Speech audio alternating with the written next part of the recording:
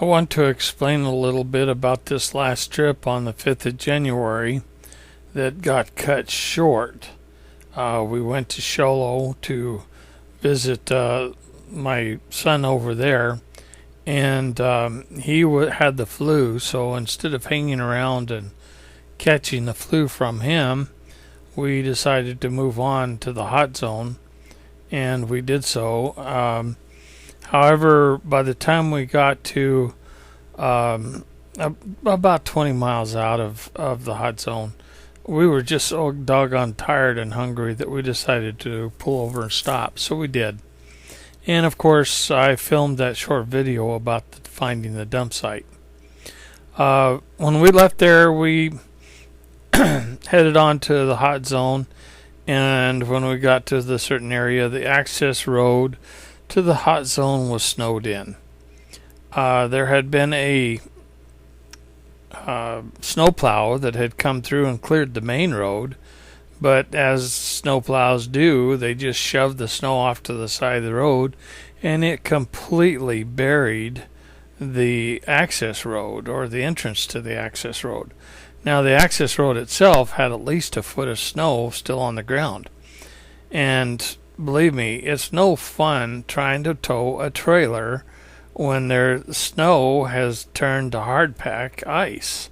It's dangerous, and so we just decided not to do it. So we returned home.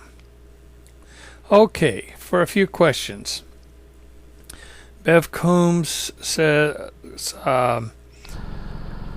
my mom wants to know if people around that area eat the giant jackrabbits. If you're talking about just the jackrabbits that are large, the answer is no, not necessarily. They could be eaten in a pinch if you were starving, but they're not really considered to be good food. It's considered non-consumable by most people, kind of like they do with snakes, lizards, seagulls, stuff like that. And then if you're talking about possible skinwalker, then definitely not. These are medicine men who seem to practice the dark side of and wear animal skins and disguise themselves as animals. Some people say they can transform themselves into the animals. But let me tell you, regardless of how good or bad they are, cannibalism is not a good thing to do. It's bad. So, cottontails are a different story. Cottontails are good to eat, and I've eaten many of them, but that's a different species of rabbit. Okay. Sir Italy says, in reference to the recent tracks at the small town dump, they may have moved down to the dump area to scavenge at the dump during the winter. What do you think? Well, it is a very good possibility. We know very little about them and their needs and their habits and how they spend the winter. We have no clue as to what their hunting and foraging range is in this area. A mountain lion, for instance, can range anywhere from 10 to 100 or 370 miles, with females sticking closer to the home because of the feeding the young ones and taking care of the young. Gorillas range from 1 to 2 square miles. They don't go very far at all. Of course, they live mostly in jungle. Man can walk about 20 to 30 miles over natural terrain that is fairly flat and unencumbered. Then the question is, do they carry their food back home or consume it on the spot? I have found in some cases that deer or elk have been quartered and the meat has been taken, leaving just the hide and the bones. Being more mobile in migrating with the food has its advantages. More game, lower altitudes, more warmth, that kind of thing.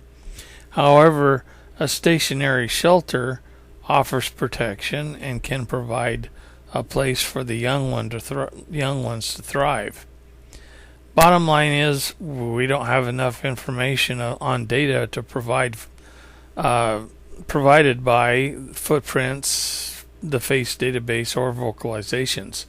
As time goes by and this data is collected, maybe we will get more of an idea.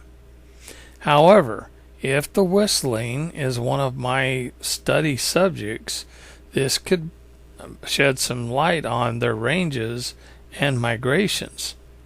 It may be just a seasonal thing. And so that's about it for that one. Here's a good one for you that I thought was rather peculiar. I'm not going to mention his name, but I'm being accused of digging up the Indian graves with no respect, and the thin is a massive, which is French. Okay, I might not have got that exactly right, but the thing is, I assure you all that I have not dug up any remains or graves. I do know where there are many burial type mounds, but I leave them pretty much alone, and I respect the dead. I'm doing research on the mounds as to who or what they might be, which includes reviewing the history of the area and interviewing the indigenous people of that area. No graves will be excavated without the proper clearance, and all the proper protocols will be strictly adhered to. So, before we open a grave, we will run the ground penetrating radar over it to see what we're messing with. And basically, I'm not really going to dig up any graves if I can help it. If by chance I did find a grave, I would notify the authorities, and I would never remove any of the remains. So far, the only history I am aware of these in that area that could possibly be grave sites are the Mexican workers who died in the cholera epidemic at the turn of the century. That was 1800 to 1900. Those people who died in the cattle and sheep wars, and those settlers and First Nations people who died on their own properties and lands. So it would be good for them to be able to record where these graves are, but I'm not going to dig any of them up.